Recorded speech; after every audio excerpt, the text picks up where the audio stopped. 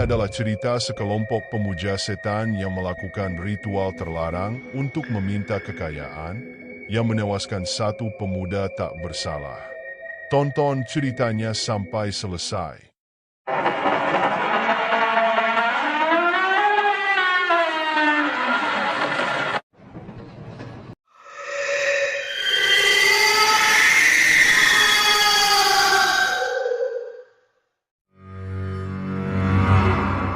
Di awal abad ke-20, Sukamalam didirikan oleh sekelompok orang buangan yang lari dari kekuasaan kolonial.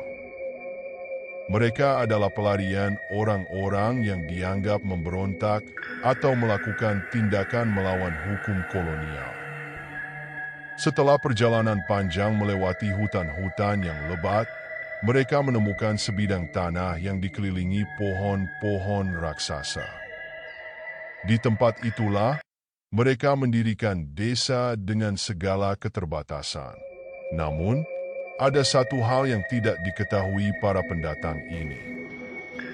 Tanah tempat mereka bermukim adalah tanah keramat. Masyarakat adat yang sebelumnya menghuni daerah itu telah lama meninggalkan tempat itu karena percaya bahwa roh jahat bernama Raga Hitam menghuni hutan tersebut. Roh ini, menurut kepercayaan mereka, adalah penjaga kegelapan yang haus akan darah manusia. Awalnya, kehidupan di Sukamalam berjalan biasa. Mereka bercocok tanam, berburu, dan memanfaatkan hasil hutan. Namun, seiring waktu, desa mulai dilanda kemalangan. Hasil panen gagal berturut-turut, penyakit misterius menewaskan anak-anak, dan para pemburu sering tidak kembali. Penduduk desa yang putus asa mulai mencari cara untuk bertahan hidup. Cahya, seorang dukun muda kala itu, muncul sebagai penyelamat. Ia mengklaim telah mendapatkan petunjuk dalam mimpinya bahwa satu-satunya cara untuk menyelamatkan desa adalah dengan memanggil Raga Hitam dan membuat perjanjian dengannya.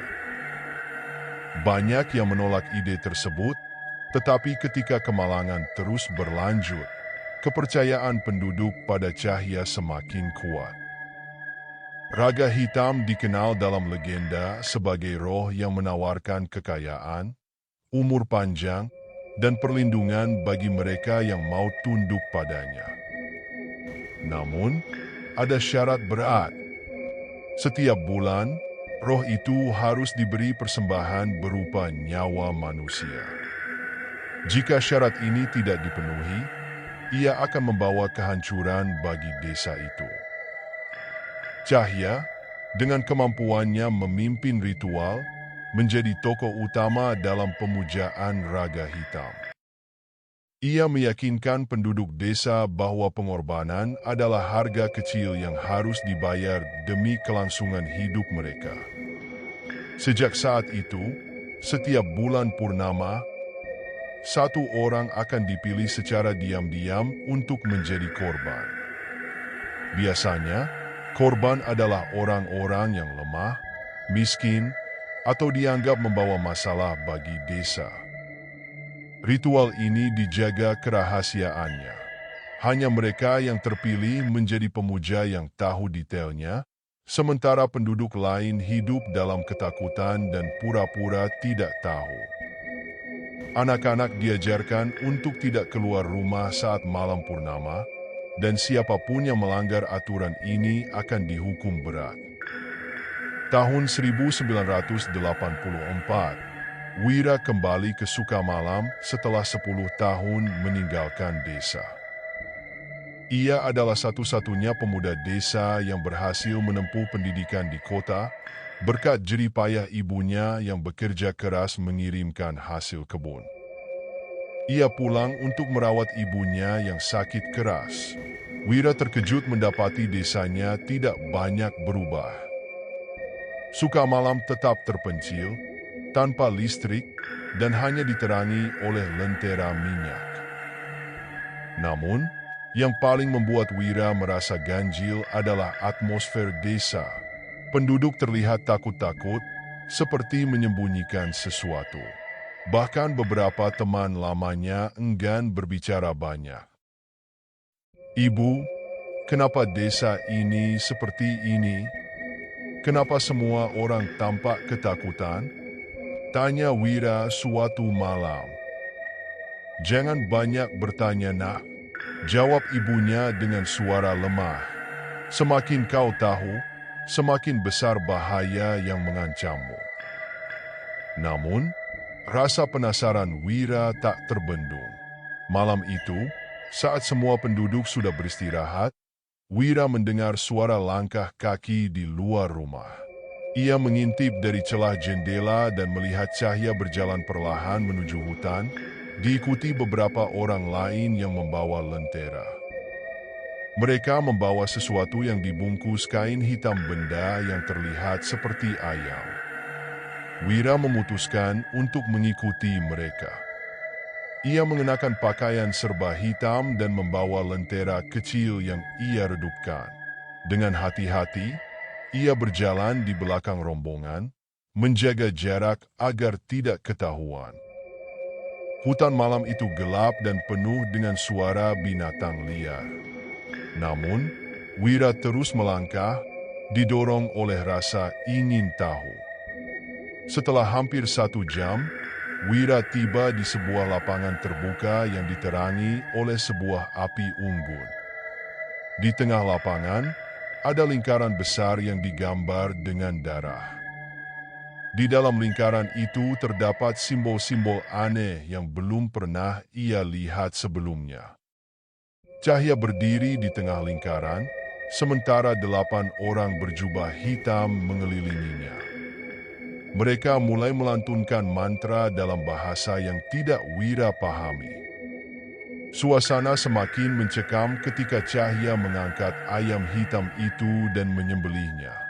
Darah ayam dituang ke dalam kendi, lalu dituangkan ke lingkaran itu.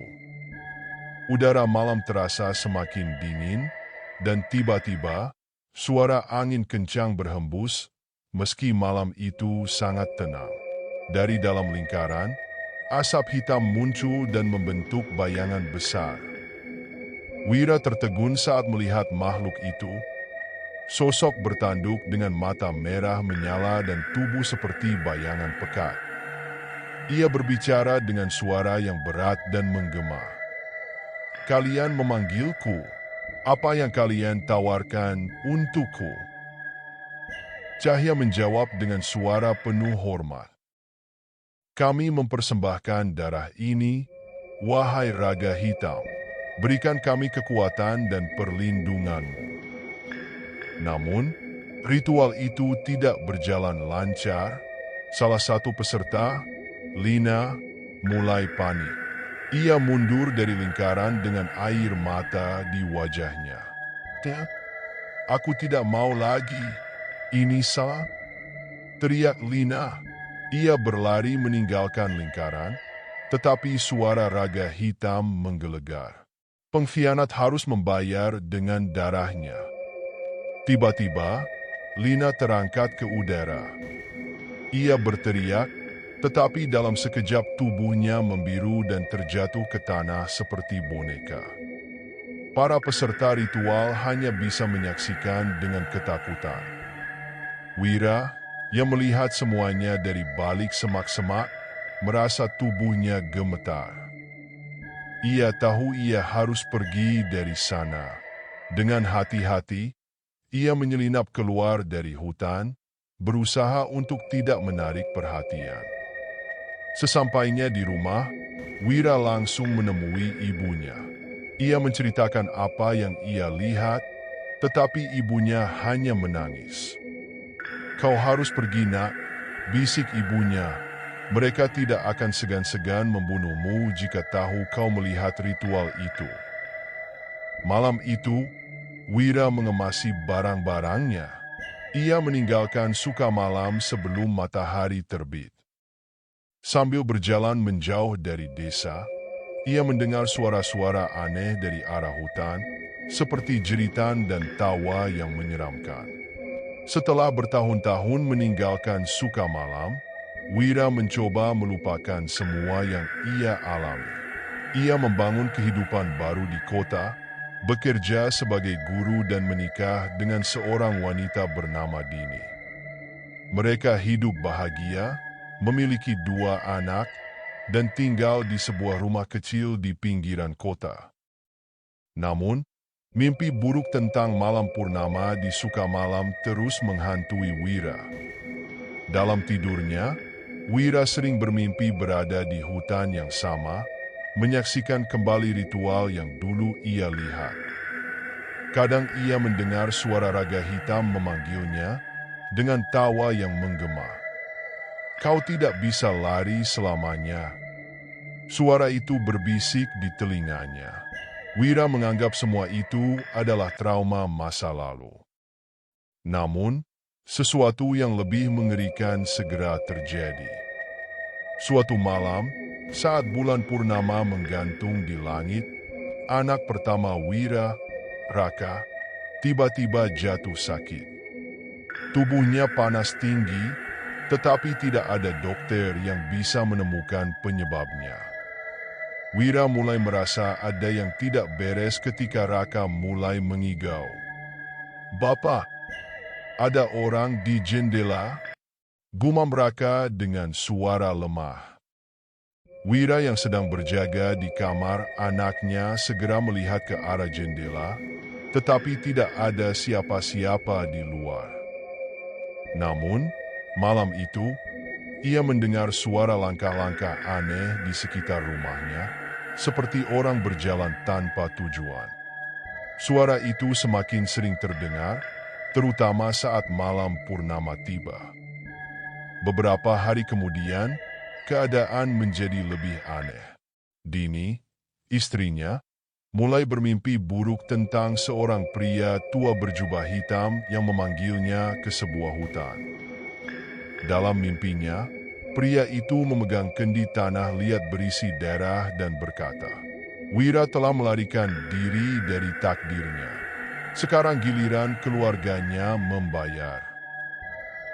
Dini menceritakan mimpi itu kepada Wira, dan wajah Wira seketika memucat. Ia tahu ini bukan kebetulan. Sukamalam, atau lebih tepatnya raga hitam, belum melepaskannya. Merasa tidak ada jalan keluar lain, Wira memutuskan untuk kembali ke Sukamalam.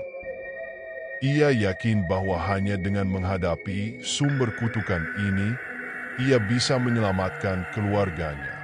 Dengan berat hati, ia meninggalkan istri dan anak-anaknya, berjanji akan kembali dengan solusi. Perjalanan menuju Sukamalam tidak mudah. Desa itu kini hampir sepenuhnya terlupakan. Jalan setapak yang dulu ada sudah ditelan hutan. Setelah berhari-hari berjalan kaki, Wira akhirnya tiba di tempat yang pernah ia sebut rumah. Namun, desa itu tidak lagi seperti yang ia ingat. Sukamalam kini seperti desa mati. Rumah-rumah hancur, jalanan penuh dengan tanaman liar, dan tidak ada tanda-tanda kehidupan. Namun, di tengah kesunyian itu, Wira merasakan ada sesuatu yang mengawasinya. Langit mulai gelap, dan suara-suara aneh mulai terdengar, seperti bisikan yang berasal dari pepohonan. Wira berjalan menuju rumah lamanya, yang kini penuh dengan lumut dan rusak dimakan waktu. Ia menemukan sebuah buku tua yang tertutup debu di kamar ibunya. Buku itu berisi catatan ritual dan doa-doa pemujaan raga hitam.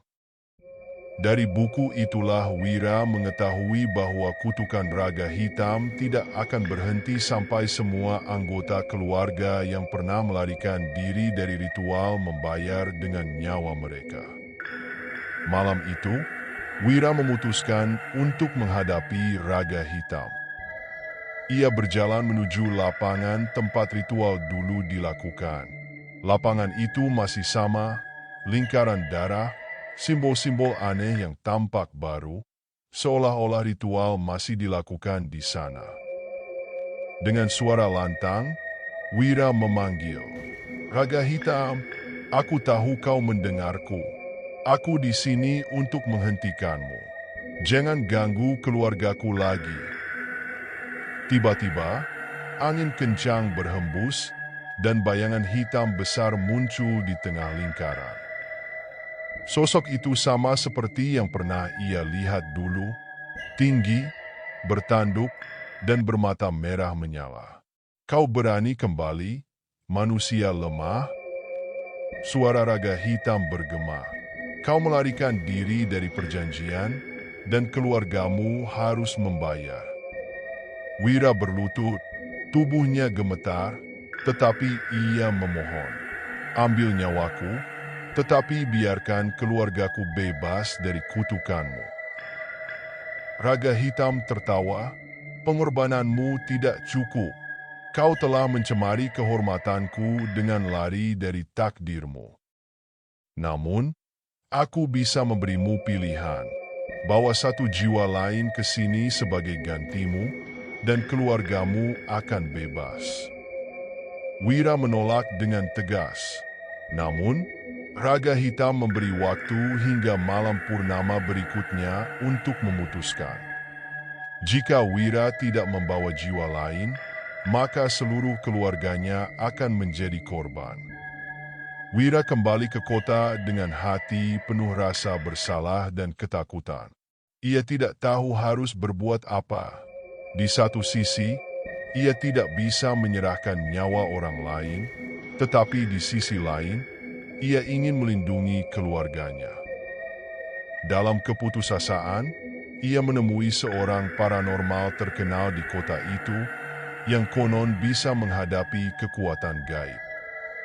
Paranormal itu, seorang wanita tua bernama Nyai Surti, mendengarkan cerita Wira dengan serius.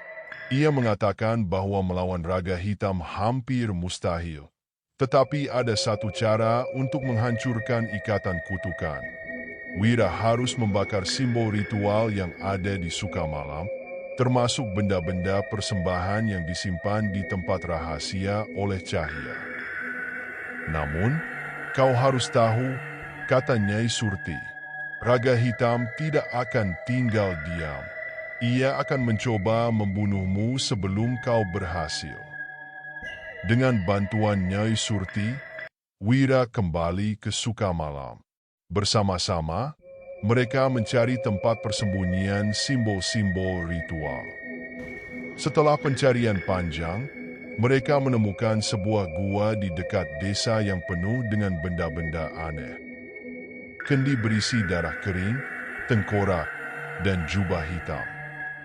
Wira membakar semuanya, sementara Nyai Surti melantunkan doa untuk mengusir Raga Hitam.